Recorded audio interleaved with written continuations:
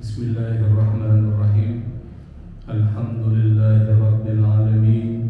Allahumma salli wa sallim ala sayyidina Muhammadin al-fatihi lima ughliq wal khatimi lima sabaq nasiril haqqi bil haqq wal hadi ila siratikal mustaqim wa ala alihi wa ashabihi haqqa qadrihi wa miqdarihi al-azim. Subhanaka la ilma lana illa ma 'allamtana innaka antal alimul hakim wa la haula wa la quwwata illa billahil aliyyil azim. Rabbi ishrah li sadri wa yassir li amri wahlul 'uqdatam min lisani yafqahu qawli, amma ba'd. Ma'asyiral hadirin jamaah Masjid Al-Ikhlas yang dimuliakan, dibanggakan oleh Allah Subhanahu wa taala. Alhamdulillah, sekali lagi kita patut bersyukur kepada Allah karena dengan hidayahnya, dengan inayahnya kita masih bisa berkumpul di satu majelis yang sangat dicintai oleh Allah dan Rasulnya, di tempat yang sangat dicintai, diberkahi oleh Allah Subhanahu wa taala, serta di waktu yang juga sangat dimuliakan dan diberkahi oleh Allah Subhanahu wa taala.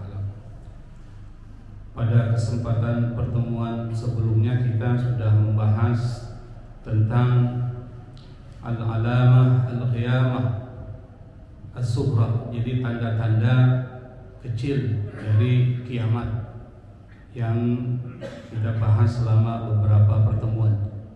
Pada kesempatan pertemuan hari ini kita akan membahas tanda-tanda besarnya yang disebut dengan al-alamatul kubra lil qiyamah. Yang tanda-tanda ini kalau datang berarti kiamat itu tinggal menunggu hitungan hari.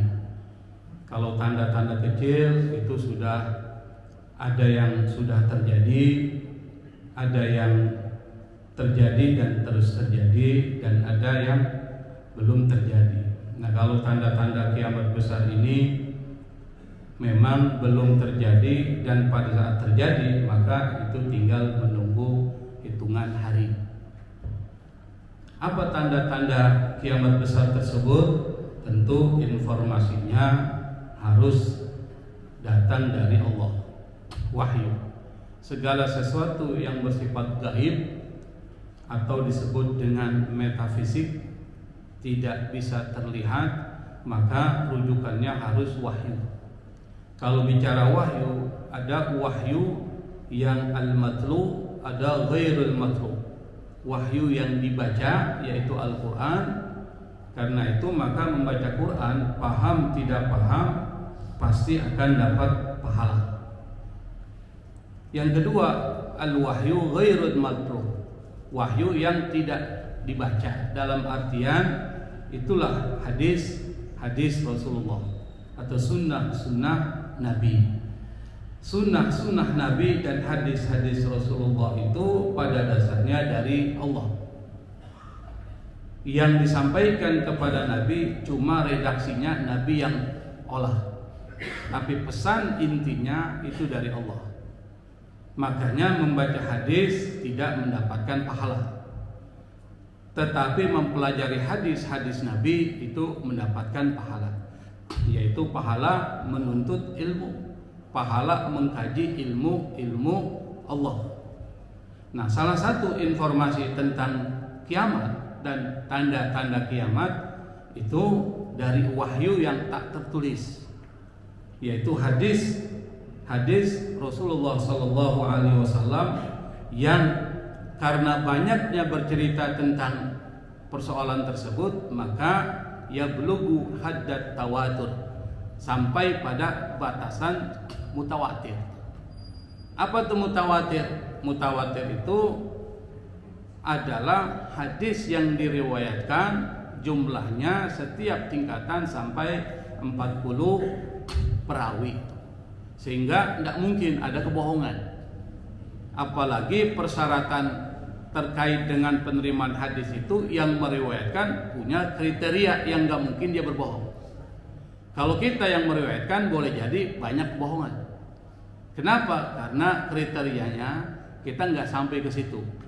Makanya orang yang menyampaikan hadis-hadis Nabi untuk melihat hadis ini benar atau tidak dari Nabi, salah satu yang dilihat itu adalah siapa yang meriwayatkan, yang disebut dengan sanad. Sanad yaitu kumpulan perawi. Dilihat nih, oh ini orang nggak bisa dipercaya nih. Kenapa? Banyak hal-hal yang membuat dia turun karakternya. Makanya di dalam Islam itu terkait dengan informasi harus teliti, nggak boleh ditelan mentah-mentah. Satu ayat dalam surat Al-Hujurat ayat 6 itu menginformasikan dan memerintahkan kepada kita, in ja'akum fasikum binaba'in fatabayyanu. Ini prinsip hadis. Kalau datang kepada kalian memberikan informasi dan orang itu adalah orang fasik, fatabayyanu, periksa.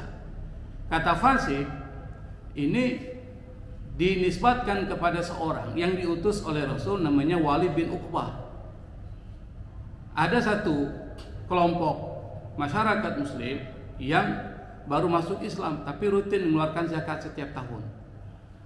Diperintahkanlah dan diutuslah Walid bin Uqbah oleh Rasul menuju perkampungan tersebut, namanya Bani Mustalik, untuk mengambil zakat. Bani Mustalik ketika dengar ada utusan Nabi datang gembira. Karena gembira mau menyambut, kumpullah masyarakat untuk menyambut. Walid bin Uqbah pada saat mau datang, dilihat banyak gerombolan orang, dia pikir orang ini mau bunuh dia. Kenapa? Karena di antara mereka ada yang pakai senjata. Kesimpulan dia, ketika lihat ada gerombolan pakai senjata, jangan-jangan mau bunuh gua nih. Kabur dia. Langsung lapor pada Rasul, ya Rasul, Bani Mustalik sudah murtad, tidak mau mengeluarkan zakat, bahkan mereka mau membunuhku. Itu kesimpulan yang diambil. Nah ini perlu kita pelajari nanti Pak, nggak boleh kita seperti itu. Akhirnya Rasul sampai mengambil tindakan mau mengirim pasukan untuk nyerang tuh, karena dianggap murtad, tidak mengeluarkan zakat. Akhirnya turun tuh ayat, kalau datang seorang fasik membawa berita, berarti Walid bin Uqbah itu dianggap kategori fasik. Apa itu? Pertama, tidak memverifikasi informasi yang dia terima. Kalau ada informasi langsung dia terima aja, enggak ditabayun, enggak dicari buktinya, benarnya nih. Yang kedua, mudah menyimpulkan. Kalau ada orang, oh kayaknya ini orang begini nih, itu mudah menyimpulkan. Makanya Islam nggak boleh Pak, semuanya harus ada data, semua harus ada dasar. Anda mau ngomong apapun harus ada dasarnya. Makanya ceramah nggak boleh pakai ngomong A, B, C begini tapi nggak ada dasarnya. Itu namanya fitnah. Itu namanya ghibah. Hati-hati Pak. Sesuatu yang kita anggap baik belum tentu baik tuh. Kenapa? Karena menyampaikan sesuatu harus ada dasarnya. Kalau dalam bahasa agama namanya dalil. Termasuk terkait dengan persoalan tanda kiamat. Mana buktinya? Mana dasarnya? Dasarnya adalah hadis Rasulullah, kuat itu. Apa hadis Rasulullah? Siapa yang meriwayatkan? Imam Muslim. Dalam keyakinan kita, Imam Muslim itu adalah kolektor hadis yang terpercaya. Ahlus Sunnah wal Jamaah sepakat. Pertama Bukhari, kedua Imam Muslim. Rawa Al-Imam Muslim fi sahihihi an Hudzaifah ibni Usaid Al-Ghifari. Imam Muslim meriwayatkan dalam kitab Sahih Muslim dari sanad sahabat Nabi yang bernama Hudzaifah bin Usaid Al-Ghifari. Dia berkata, "Ittala'an Nabiyyu sallallahu alaihi wa alihi wasallam alaina wa nahnu natadzakar." Muncul Rasulullah kepada kami, wa nahnu natadzakar, kami sedang berdiskusi. Faqala, Rasul kemudian berkata, ma tudzakirun atau ma tadzakarun, harusnya tatadzakarun. Apa yang kalian sedang diskusikan, kata Nabi kepada para sahabat tersebut.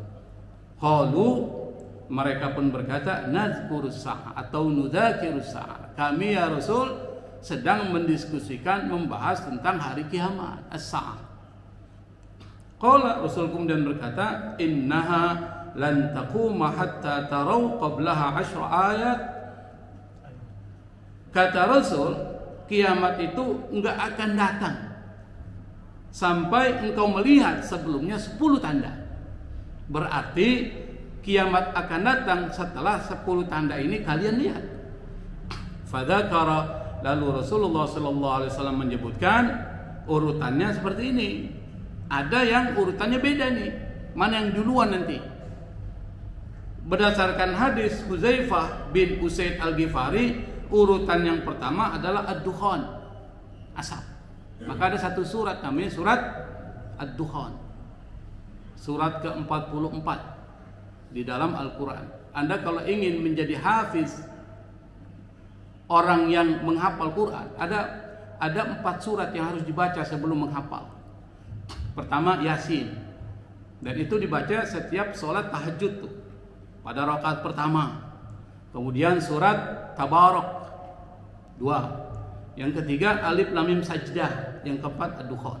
Jadi kalau ingin menghafal Quran, 4 itu dulu yang dihafal dan dijadikan zikiran, rutinan, wiridan pada saat sholat tahajud. Kalau 4 surat itu dibaca sholat tahajud, lama nggak sholatnya, Pak? Lama itu. Bagi yang mau menghafal Quran. Kalau yang nggak mau menghafal Quran ya santai-santai aja hidupnya. Tapi kalau orang penghafal Quran dan dia mengamalkan Quran, jasadnya nggak akan dimakan oleh cacing tanah. Kalau menghafal Quran karena Allah, bukan karena musabaqah. Ada orang menghafal Quran karena musabaqah. Apa musabaqah? Perlombaan. Musabaqah hifdzul Quran. Saya di Sulawesi Tengah termasuk Dewan Hakim musabaqah, tetapi dalam bidang tafsir bahasa Inggris. Jadi kalau tafsir bahasa Inggris maka dia harus bisa bahasa Arab, harus bisa bahasa Inggris. Kalau tafsir bahasa Arab dia bisa bahasa Arab saja cukup. Tapi kalau bahasa Inggris, bahasa Arab harus bisa bahasa Inggris. Makanya nggak banyak yang menjadi Dewan Hakim bahasa Inggris karena harus bisa 2 bahasa. Yang pertama ad-dukhan, nanti kita bahas satu-satu. Yang kedua wad-dajjal. Setelah dukhan turun, dajjal turun. Urutan hadis ini. Yang ketiga wad-dabbah, yaitu binatang yang tukallimuhum, yang bisa bicara kepada Anda. Nanti seperti apa bentuknya? Yang keempat wa tulu'us syamsi min maghribiha. Matahari terbit dari barat. Biasanya matahari terbit dari mana? Dari timur, terbenam di barat. Nanti pada saat ketika matahari muncul dari barat, nah, la taubata, tidak ada lagi taubat. Taubat nggak diterima oleh Allah karena waktunya udah mepet, itu mau kiamat. Yang berikutnya wa nuzuli Isa bin Maryam atau wa nuzulu Isa bin Maryam. Isa anaknya Siti Maryam akan turun. Apa yang dilakukan? Allah akan berikan tugas kepada dia. Nanti kita akan ceritakan seperti apa. Wa Ya'juju wa Ma'juj, akan turun Ya'juj dan Ma'juj. Yang makhluk ini udah ada, yang sekarang sedang dikurung oleh Dzulqarnain dengan tembok yang sangat besar yang tidak bisa dia tembus. Maka Dzulqarnain itu seorang ahli, kalau bahasa kita insinyur terhebat di dunia, karena dia bangun satu tembok nggak bisa ditembus, Pak. Anda bisa baca itu dalam surat Al-Kahfi, bagaimana hebatnya Dzulqarnain. Nanti kalau terkait dengan siapa Dzulqarnain, dari mana dia, itu ikhtilaf para ulama. Yang berikutnya wa salasatu khusuf, akan terjadi yang disebut dengan khusuf. Yang pertama khusfun bil masyriq, di timur, di barat, dan di jazirah Arab. Jadi banyak bahasanya itu ya seperti apa ya?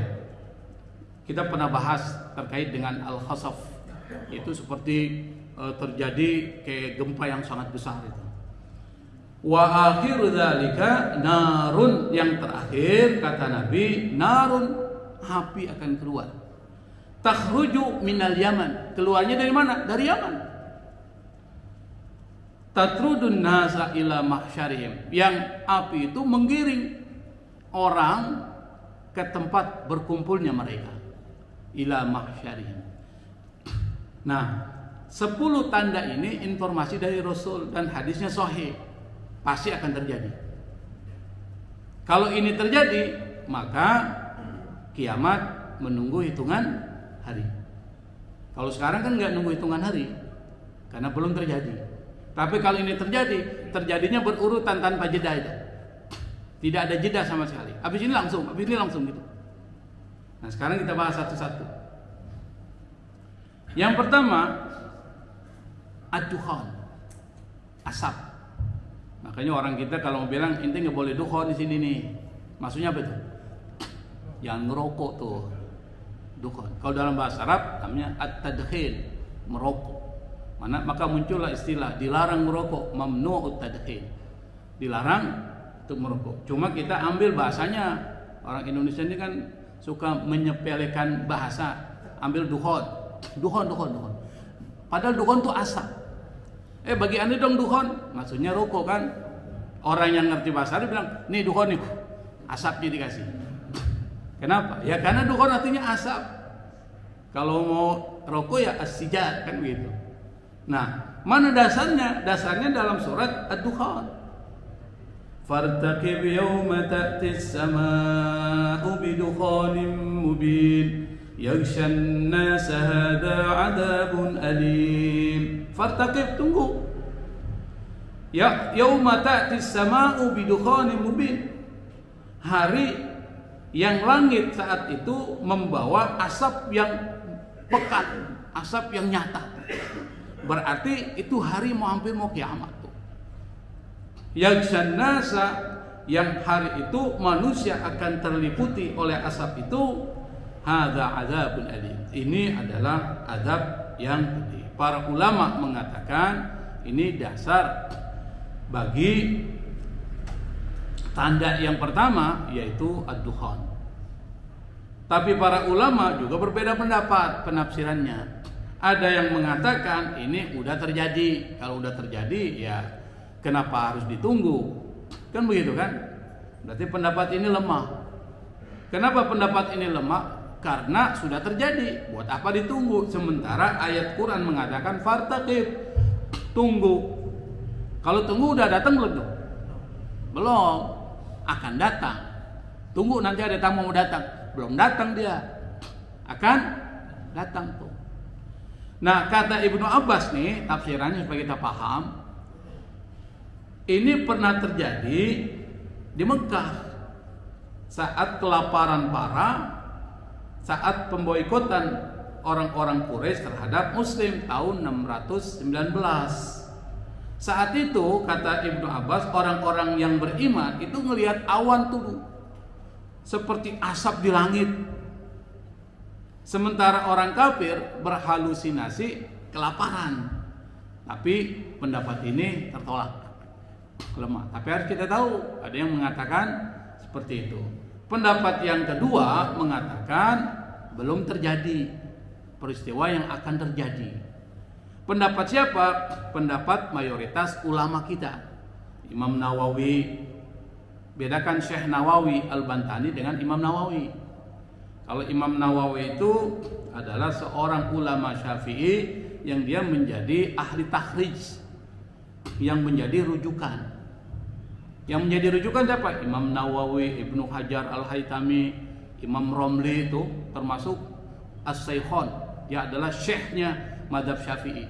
Makanya kitab-kitab yang ditulis oleh mereka ini jadi kitab yang kita pakai dalam kaitan dengan fikih. Misalnya apa? Kitab fikih dari Imam Nawawi itu adalah Al-Majmu' Syarhul Muhadzab.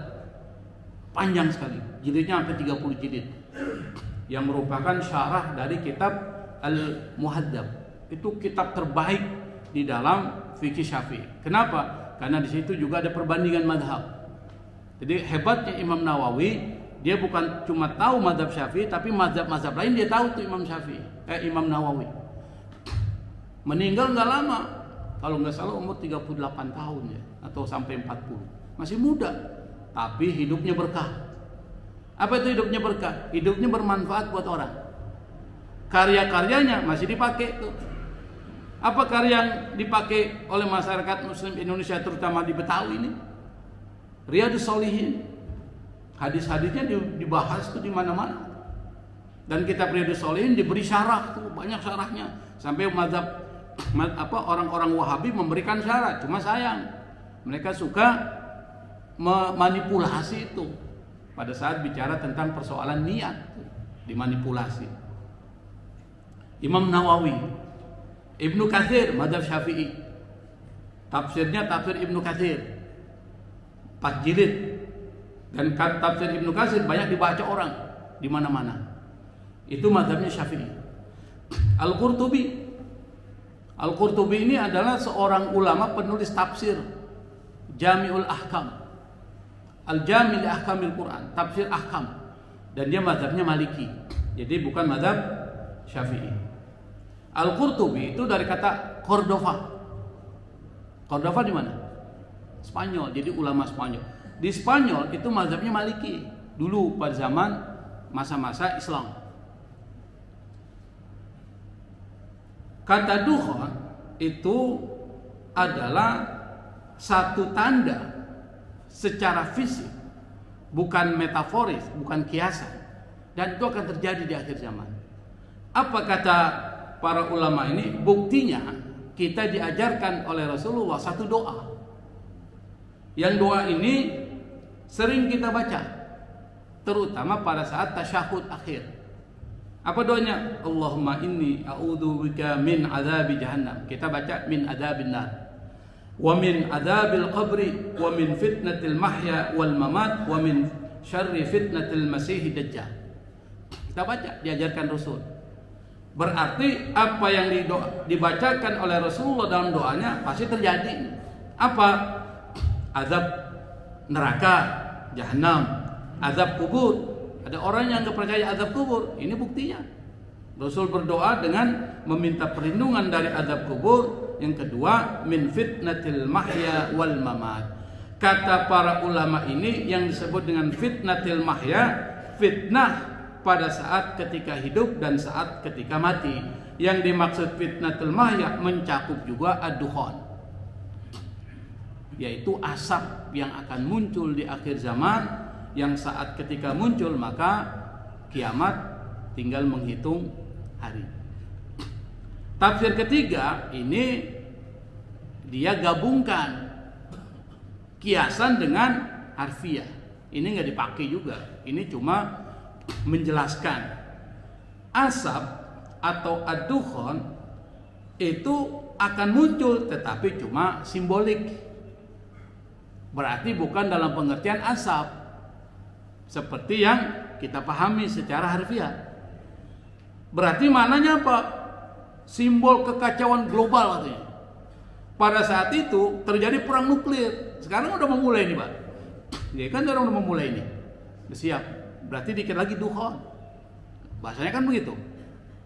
Iran sudah siap dengan senjata nuklir. Israel dibantu Amerika. Iran mau dibantu oleh Rusia. Tambah Pakistan, tambah Cina. Siap ini sudah. Kita tinggal nonton doang nih, Pak. Gimana nih episode peperangan ini akan terjadi? Mudah-mudahan nggak terjadi ya. Nah, kalau menggunakan tafsir ketiga ini, perang nuklir memunculkan asap radioaktif. Itu menurut tafsiran ketiga. Yang kedua, banyak letusan-letusan gunung berapi itu. Yang itu akan memunculkan abu vulkanik tuh. Abu vulkanik ya abu yang muncul dari letusan gunung yang meletus, gunung berapi. Yang ketiga, polusi ekstrim. Kalau polusi itu kan berarti asap tuh. Apa? Ada kabut yang toksik. Toksik itu artinya beracun. Tetapi tafsiran ini adalah tafsiran yang ditolak juga. Kenapa? Karena bicara tentang persoalan dukhon itu dalam pengertian fisik, pengertian harfiah, itu akan terjadi sesuai dengan apa yang dikatakan oleh Rasulullah SAW. Yang berikutnya, kemunculan Dajjal. Meskipun Dajjal tidak disebutkan dalam Al-Quran, Pak, secara jelas, eksplisit, kalau orang sekarang bilang eksplisit secara jelas, tetapi itu secara tidak jelas disebutkan dalam Al-Quran. Tapi yang bicara tentang Dajjal ini hadis-hadis yang sahih. Hadisnya sahih, berarti akan muncul. Kalau kita lihat surat Al-An'am ayat 158 itu menjelaskan tentang akan datang tanda-tanda dari Allah. Yauma ya'ti ba'du ayati rabbik la yanfa'u nafsan imanuha. Kata Allah dalam surah Al-An'am 158, nanti dicek tafsirnya itu, hari di mana sebagian tanda-tanda Tuhanmu itu akan datang, la yanfa'u nafsan imanuha. Saat itu iman enggak lagi memberikan manfaat. Berarti enggak ada lagi iman, enggak ada lagi taubat. Dan ayat ini kemudian dijelaskan oleh hadis Rasulullah. Apa? Salasun, 3 kata Nabi. Idza kharajna, kalau tanda ini keluar, la yanfa'u nafsan imanuha, maka iman seorang itu nggak memberikan manfaat. Artinya apa? Dia mau masuk Islam udah nggak bisa, dia mau taubat udah nggak bisa. Lam takun amanat min qablu, yang dia tidak beriman sebelumnya. Apa tandanya? Ad-Dajjal, wadabba, wa tulu'u syamsi minal maghrib. 3 kata Nabi. Kalau ini muncul udah nggak ada lagi tuh taubat. Karena inti tinggal nunggu kiamat. Ibarat taubat itu nggak diterima tuh. Salah satunya apa? Ketika ruh sudah sampai kerongkongan. Kalau Anda sudah mau nazah, mau sakaratul maut, mau keluar ruhnya dari tubuh, itu nggak ada taubat lagi. Dan taubat tidak diterima, seperti taubatnya Fir'aun pada saat mau tenggelam, pada saat sakaratul maut, dia beriman kepada Tuhannya Musa. Allah tolak. Kenapa? Terlambat. Maka sebelum ruh sampai kerongkongan, cepat-cepat taubat. Yang kedua, taubat tidak diterima kalau 3 tanda ini muncul nih. Pertama apa? Ketika Dajjal sudah muncul, nggak ada lagi taubat, Pak. Yang kedua, ketika binatang yang bisa bicara, ada apa? Binatang melata yang bisa bicara, nanti kita jelaskan seperti apa tuh ciri-ciri fisiknya. Yang ketiga, ketika matahari terbit dari barat, udah nggak lagi taubat tuh. Berarti hadis ini menjelaskan ayat di atas. Berarti kemunculan Dajjal itu disebutkan secara implisit. Implisit itu artinya apa? Secara tersirat. Tidak jelas tapi tersirat aja di dalam ayat Quran. Siapa Dajjal? Dajjal udah ada, sekarang lagi ada di satu tempat, dikurung oleh Allah. Dan salah satu sahabat Nabi yang bernama Tamim Ad-Dari pernah ketemu dengan Dajjal di satu pulau. Pada saat ketika mereka orang-orang Arab itu terdampar di satu pulau, ketemulah dengan satu binatang tuh berbulu sampai nggak ketahuan mana dubur mana kubur, nggak kelihatan seperti apa. Karena dia takut, dia kabur, masuk ke dalam satu gua, ketemulah dengan satu makhluk yang sangat besar, yang terikat tangannya, kakinya terikat. Terjadilah dialog tuh, yang insya Allah dialog ini akan kita jelaskan nanti. Nah, siapa Dajjal itu? Namanya Ibnu Sayyad, dan Rasulullah pernah nyebutin nama itu. Kata Rasul, kalau seandainya saya masih hidup pada saat Dajjal itu turun, saya akan melawan Dajjal. Tapi saya sudah meninggal saat itu. Namanya Ibnu Sayyad atau Ibnu Sa'id atau Ibnu Said. Ini disebutin oleh siapa? Imam Bukhari dan Imam Muslim. Berarti sahih. Tapi hakikatnya seperti apa namanya, coba Allah yang tahu. Dajjal itu punya gelar. Gelar pertama seperti gelarnya Nabi Isa alaihi salatu wassalam. Apa? Al-Masih. Kalau Al-Masih, Nabi Isa bisa ngusap orang yang buta jadi bisa melihat. Maka disebut Al-Masih Isa bin Maryam. Tapi kalau Al-Masih Ad-Dajjal, kita baca doa min fitnatil Masihid Dajjal. Dalam hadis itu maksudnya apa? Karena Dajjal itu bisa melewati bumi keseluruhannya, Pak, kecuali 3 tempat. Cuma 40 hari, Pak. Anda bayangkan 40 hari bukan dengan menggunakan pesawat ya. Tapi dengan perjalanan dia itu bisa mencapai 40, mencapai semua dunia ini. Bisa diinjak oleh Dajjal, kecuali 2 tempat yang nggak bisa diinjak. Mana tempatnya? Mekah dan Madinah. Maka kalau Dajjal datang, Bapak tinggal di Mekah aja, pergi haji atau umroh.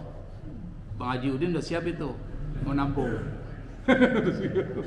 Artinya apa? Karena Dajjal nggak bisa masuk tuh. Ini informasi dari Rasul.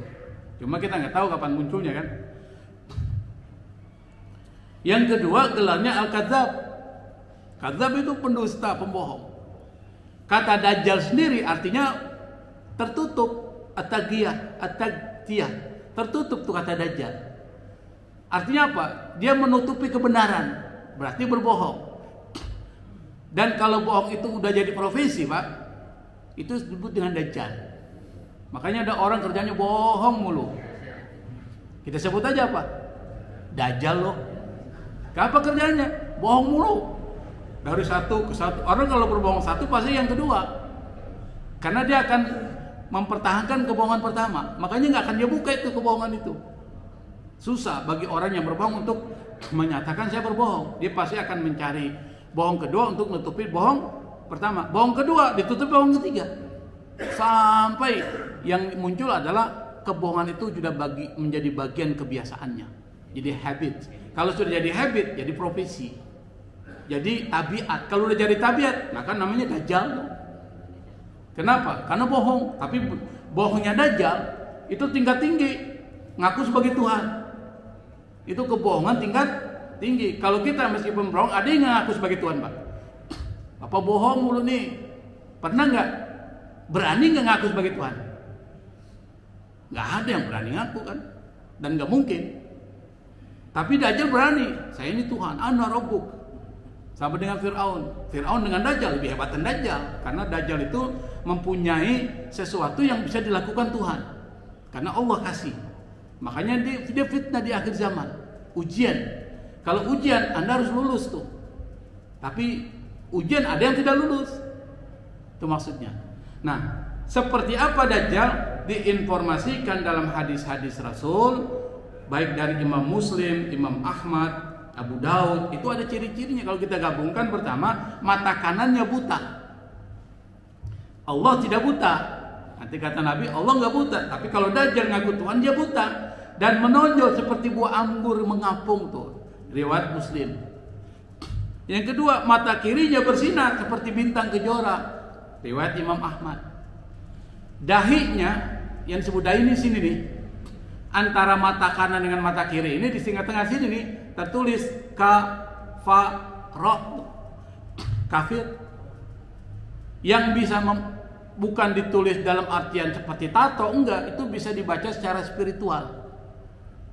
Siapa yang bisa bacanya? Orang mukmin, kelihatan tertulis. Tapi kalau orang lain enggak, non muslim enggak baca. Makanya tertulis itu hanya bisa dibaca bagi mukmin. Hadis riwayat Muslim. Tubuhnya besar. Makanya kata At-Tamim Ad-Dari ketika dia lihat besar banget nih orang nih. Kulitnya kemerah-merahan. Rambutnya keriting. Nah, rambutnya keriting tuh. Kaki kirinya pincang. Itu informasi dari Abu Daud dan At-Tirmidzi. Berarti informasinya wahyu. Nggak bisa informasi dari akal. Karena ini sesuatu yang gaib, sesuatu yang metafisik. Maka informasi harus datang dari Allah Subhanahu wa ta'ala. Nah, kehebatan Dajjal lalu kemudian ngaku sebagai Tuhan dan menjadi fitnah buat orang-orang mukmin nanti itu karena dia memiliki kemampuan seperti Tuhan yang hanya bisa dilakukan oleh Tuhan. Manusia nggak mungkin bisa. Maka kalau manusia nggak mungkin bisa melakukan itu dan dia bisa melakukan seperti apa yang dilakukan oleh Tuhan tuh, maka dia ngaku sebagai Tuhan. Kalau orang yang imannya lemah pasti akan ikut. Terutama yang banyak ikut tuh para perempuan. Informasinya dari Rasul. Yang pertama apa?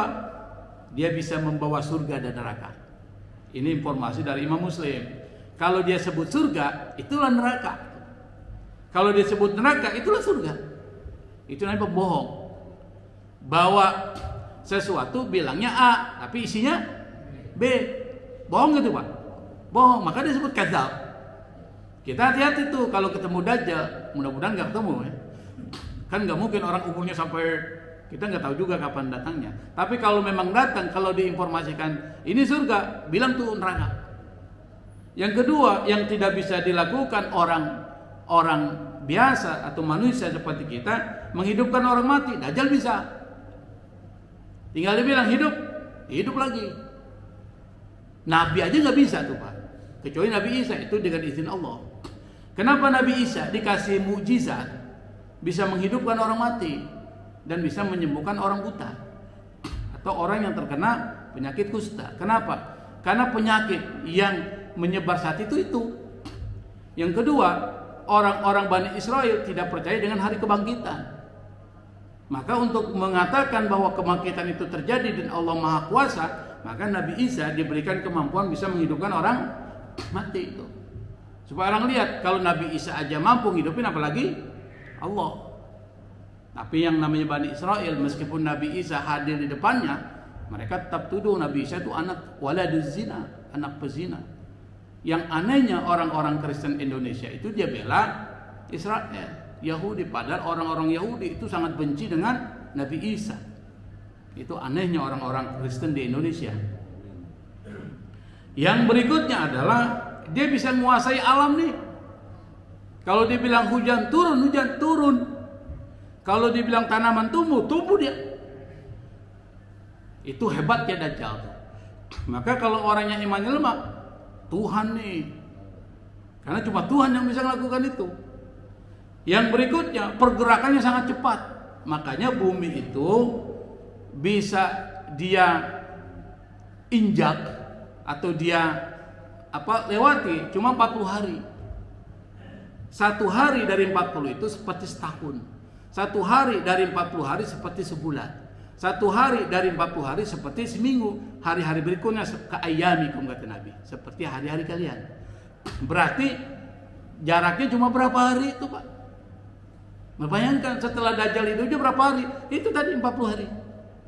Nanti setelah itu baru Nabi Isa turun untuk membunuh Dajjal. Yang bisa membunuh cuma satu aja, Nabi Isa alaihi salatu wasallam. Yang lain nggak bisa bunuh. Tapi Nabi Isa pun itu dengan izin Allah bisa membunuh. Nanti kita cerita tuh Pak tentang Nabi Isa. Munculnya dari mana? Isfahan. Kok tahu dari Isfahan? Rasul yang bilang. Muncul dari Isfahan, Khurasan di Persia. Pada saat dia muncul, itu yang ngikuti 70.000 orang Yahudi.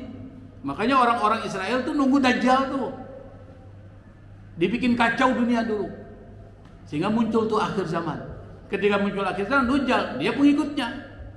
Makanya ketika mereka bersembunyi, semua pohon-pohon itu informasinya, nih ada orang Yahudi di sini dibunuh. Ada orang Yahudi di sini, cuma satu pohon yang nggak akan bunuh, Gorqat. Yang pohon itu sekarang ditanam oleh orang-orang Yahudi itu. Orang-orang Yahudi tahu tuh pohon itu yang menyembunyikan mereka. Karena dia bersekutu dengan orang Yahudi itu. Tapi pohon-pohon lain ngasih tahu, ketika bersembunyi dia bilang sama orang-orang mukmin, di sini ada orang Yahudi bunuh. Faqtuluh. Kecuali satu pohon namanya pohon Gorqat. Yang berikutnya, kekuasaan dari Dajjal itu seluruh dunia dikuasai, cuma 3 yang nggak bisa dikuasai. Yang pertama, Mekah, Madinah, itu dijaga malaikat. Kata Imam Bukhari, kata Rasul yang diriwayatkan Imam Bukhari, hadis 1881. Kedua, Masjid Aqsa, itu juga nggak bisa dikuasai. Kenapa? Karena di situ Nabi Isa membunuh. Siapa yang dibunuh? Yaitu Dajjal. Di mana dibunuh? Di pintu Lot, di Baitul Maqdis, Palestina. Di Palestina Pak tempatnya nanti. Jadi Dajjal itu akan dibunuh oleh Nabi Isa di Palestina, dikejar oleh Nabi Isa. Jadi Nabi Isa pada akhir zaman itu nanti akan bertemu dengan Imam Mahdi. Mahdi akan keluar di akhir zaman. Al-Imam Al-Muntawar. Kalau orang Syiah mengatakan imam ke-12. Kalau kita meyakini Ahlussunnah wal Jamaah, imam yang akan turun di akhir zaman yang akan menguasai nanti akan bersama Nabi Isa alaihi salatu wasallam. Nah, sekarang kita lihat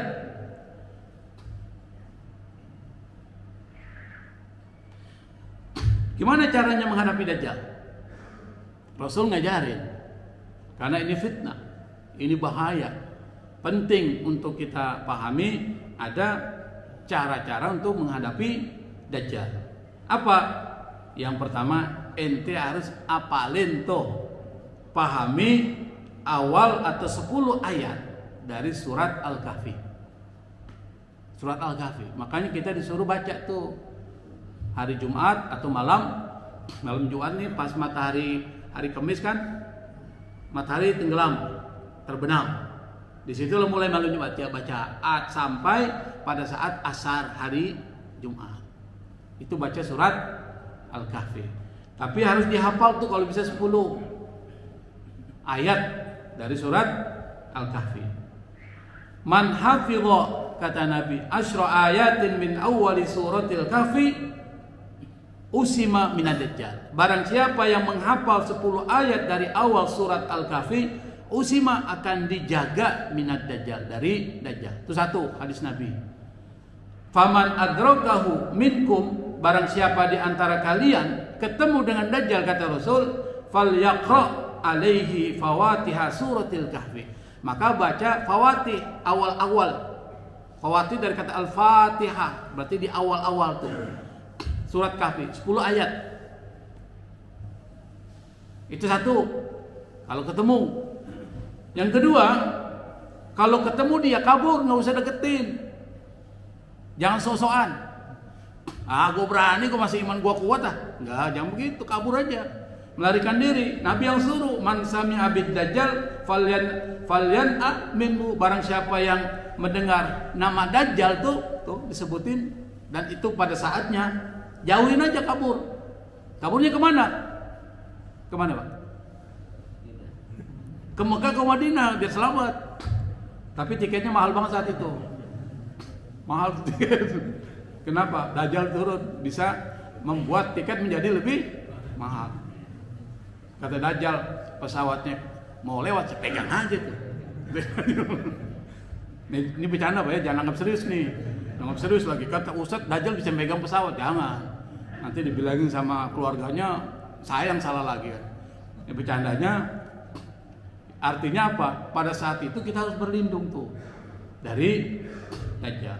Maka kata Nabi yang ketiga, cari tempat perlindungan di Mekah dan Madinah. Ini kata Nabi, laisa min baladin illa sayata'uhu ad-dajjal. Tidak ada satupun negeri kecuali akan diinjak oleh Dajjal. Illa Makkah wal Madinah, kecuali Mekah dan Madinah. Laisa lahu min niqabiha naqbun illa alaihil malaikatu hafin yahrusunaha summa tarjuful madinatu bi ahliha thalatha rajafat fayukhrijullahu kulla kafirin wa munafiq. Kata Nabi, tidak ada satupun negeri yang tidak akan dimasuki oleh Dajjal kecuali 2 yang tidak akan dimasuki, Mekah dan Madinah. Kenapa? Karena pintu-pintu masuk dari gerbangnya itu ada malaikat yang berbaris jaga. Dajjal nggak berani tuh menghadapi malaikat. Kemudian Madinah setelah itu berguncang seguncang-guncangnya sebanyak 3 kali, sehingga orang-orang kafir akan keluar dari Madinah tuh, akan dikeluarkan dengan sendirinya melalui gempa, dan orang munafik keluar, yang situ orang mukmin aja dari Mekah, Madinah. Dan yang terakhir adalah doa minta perlindungan dari Dajjal yang kita baca setiap sholat, terutama pada saat tasyahud tuh. Ini baca nih Pak, apa? Allahumma inni a'udzubika min adzabi jahannam wa min adzabil qabri wa min fitnatil mahya wal mamat wa min syarri fitnatil masih dajjal. Ini redaksi, tapi kita sudah baca tuh. Min adzabin nar wa min adzabil qabri wa min fitnatil mahya wal mamat wa min fitnatil masih dajjal. Kita bacanya begitu. Tapi sama, intinya adalah sama. Maka harus berdoa. Nah, terakhir masih ada waktu sedikit ya. Nanti pada saat ketika Dajjal itu turun, maka yang akan menghadapi atau orang-orang Muslim itu akan dipimpin Imam Mahdi, Imam Al-Muntadhar, imam yang ditunggu kedatangannya, dan saat itu akan terjadi peperangan besar. Siapa yang mimpin? Imam Mahdi. Pada saat puncaknya fitnah Dajjal itu, umat Islam terkepung di mana-mana, baru Nabi Isa diturunkan Allah Subhanahu wa Ta'ala. Dari mana? Dari Damaskus, dari Menara Putih.